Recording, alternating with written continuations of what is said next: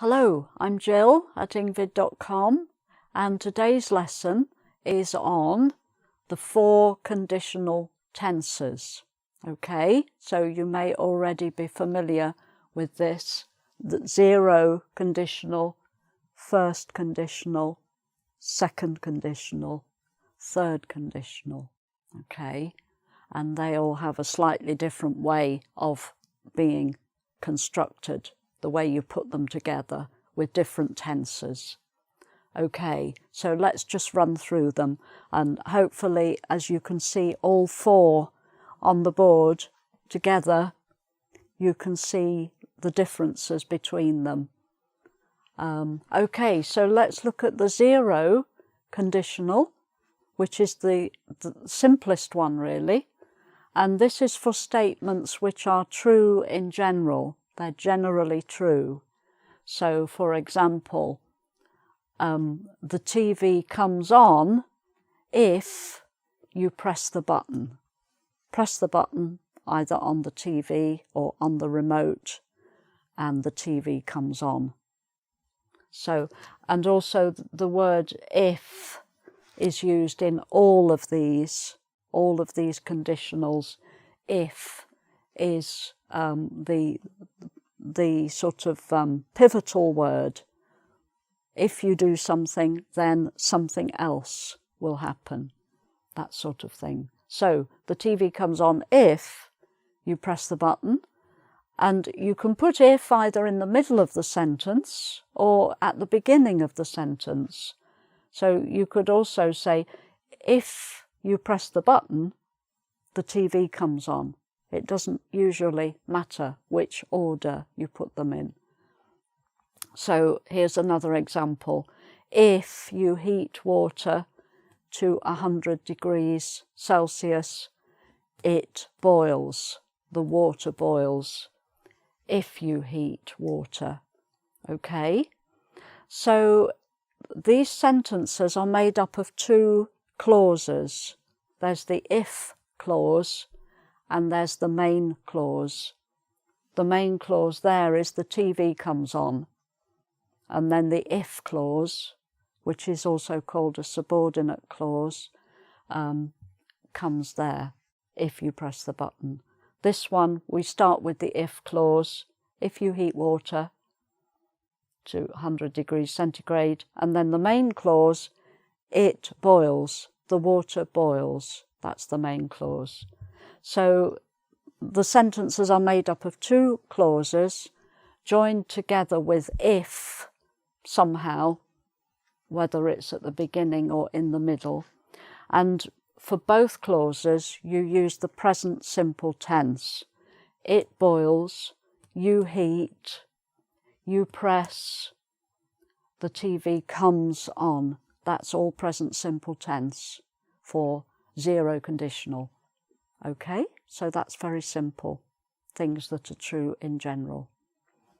Right, so let's move on to the 1st conditional, and these are things which are sort of real things in real life, things which are possible, things that you feel are possible.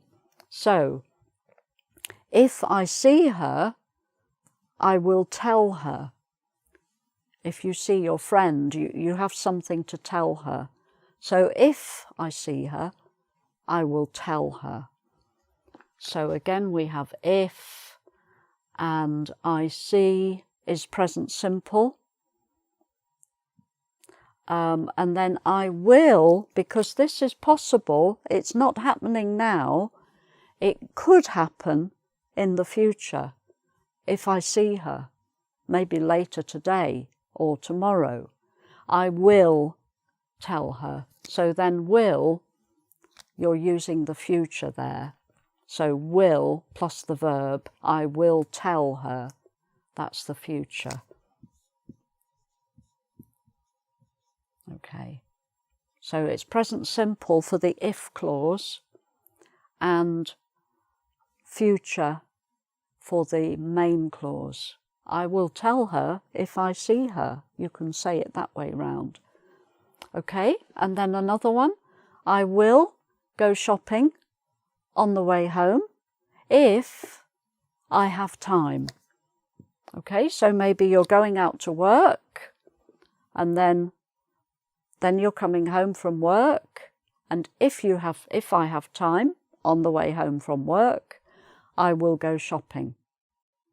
Okay, so I will, future, main clause. If I have time, I have, present simple. Okay, so that is a kind of intention. You're saying, yes, I will do that if I have time. So it's a real situation. It's something that's quite possible, the first conditional. Okay.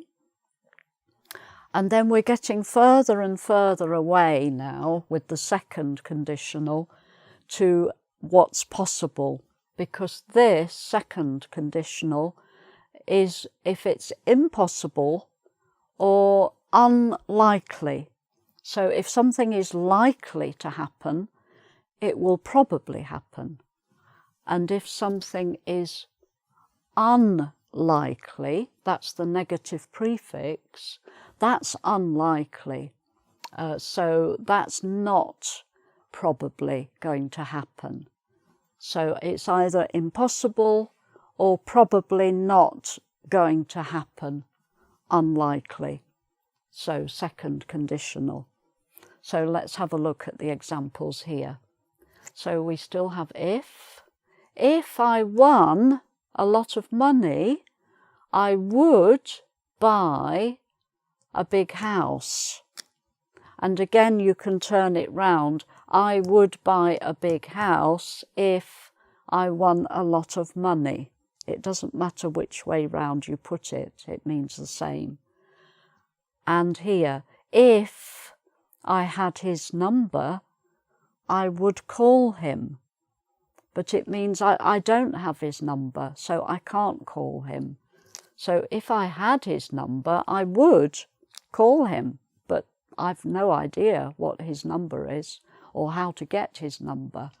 Okay, so the tenses here are the past simple. If I won, that's the past tense of to win, to win. So if I won a lot of money, that's the past simple. I would buy, so it's would plus the verb, would buy a big house. Okay? So the if clause has the past simple, the main clause has would plus the verb, the base verb, to buy. Okay? And then if I had his number, past simple, I had, the verb to have, past tense, had. So if I had his number, I would call him. So would plus the base verb to call, I would call him if I had his number. It's a bit strange to use the past tense because these are things that could never happen, possibly. They might never happen. So it might seem strange to use the past tense for that, but that's just the way that the grammar works. Okay. Right, so we've got further and further away from reality and possibility. And then finally, with the third conditional, the last one, this is where it's too late to do anything. Something happened in the past. You could have done something, but you have missed the opportunity and you can't do it now. It's too late. Too late now. Okay, so let's have a look at the examples. I would have lost weight. If you're on a diet, you're trying to lose some weight. I would have lost weight if I hadn't eaten so much. It's fairly obvious. If you keep eating and you're on a diet, you're never going to lose any weight. So it's an obvious statement but it's the third conditional. It's too late now to lose. Of course, in the future, you can try again, you can keep trying, but at this point in time, you have not lost weight on your diet because you have just been eating a lot. So I would have lost weight if I had not eaten so much. And then this example, if again. If I had gone to bed earlier, I would have woken up in time to catch the train. Okay, so we've got some quite complex tenses going on there. So let's have a look. So we've got the past perfect. So with the if clause, no, not with the if clause, yes, the past perfect, yes. If I had not eaten is the past perfect. Sorry, I get confused myself. If I had not eaten, so had plus eaten is the past perfect. If you say I have eaten, that's the present perfect, okay? But this is the past perfect. I had not eaten. So that's the past perfect with the if clause, okay? And then the other part, the main clause, has would have plus the past participle. So I would have lost, would have, and then lost is the past participle of the verb to lose. Okay. Right, and then the second example, if I had gone, past perfect, if you say I have gone with the V in have, I have gone, that's the present perfect. If you have the past perfect, it's had gone, past perfect. If I had gone to bed earlier, I would have woken up. So to wake, the verb to wake, when you wake up in the morning, if the alarm clock goes, or you just wake up naturally, I would have woken up in time to catch the train. So that's the most complex construction, the third conditional.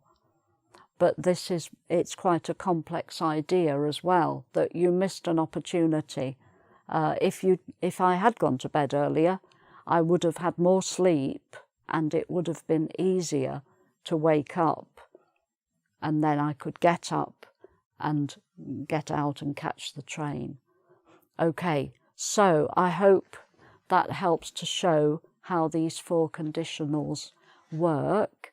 And then in the second part of the lesson, I have a little test for you to fill in some gaps. Okay, so let's have a look at some sentences with some gaps in them, and let's see which conditionals fit in those gaps. So we have 4 sentences, there are 4 conditional tenses, so one of those goes in each. So let's have a look at the sentences first, and then we'll go back over it. So here's the first one. If you didn't smoke cigarettes, if you didn't smoke, you feel a lot better. Okay? And then the next one. If it's sunny tomorrow, we go to the beach. Right. Next one. If she had gone to university, she found a really good job. Okay. And then finally, if it snows, travelling, more difficult. And a form of the verb to be goes in that gap. Okay, so let's have a look then. So that you can probably see immediately they're not in this order.